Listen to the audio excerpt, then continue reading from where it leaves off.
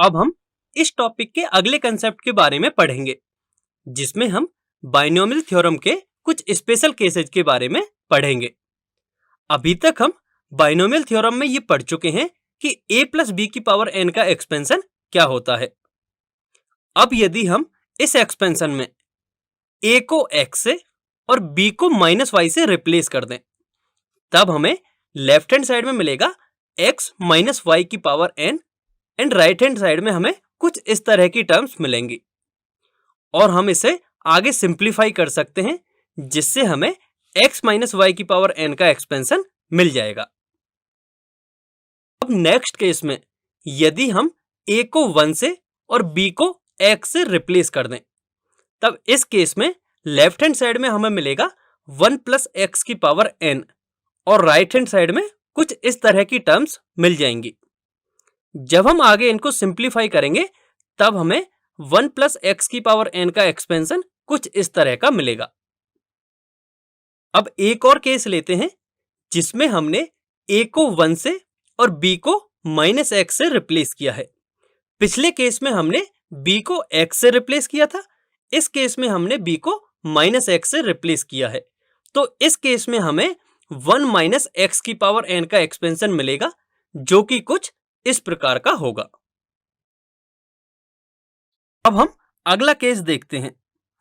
अब तक हमने या तो a को या फिर b को या फिर दोनों को ही किसी वेरिएबल से रिप्लेस किया था।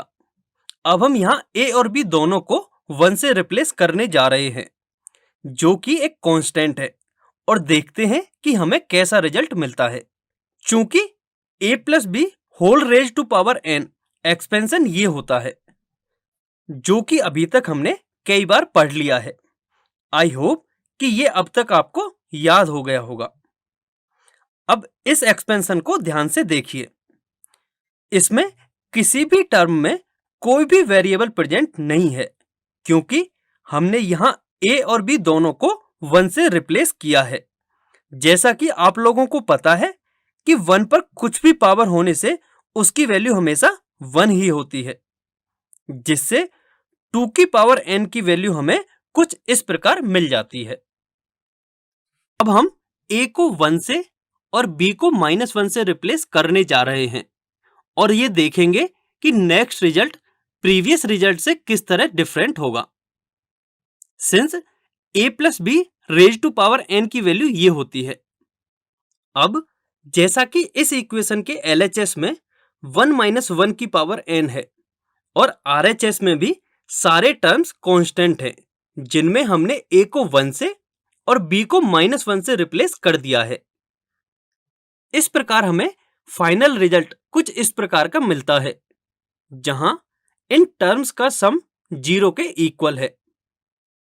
इन दोनों इक्वेशंस को ही सम ऑफ बाइनोमियल कोफिशिएंट्स कहते हैं, जिनमें सारे टर्म्स कांस्टेंट में चेंज हो जाते हैं।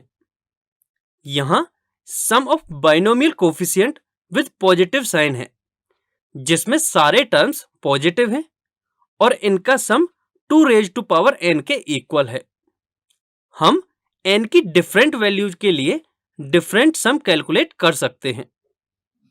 यहां पर ऑल्टरनेट नेगेटिव टर्म्स का सम है, जो कि 0 के इक्वल मिलता है।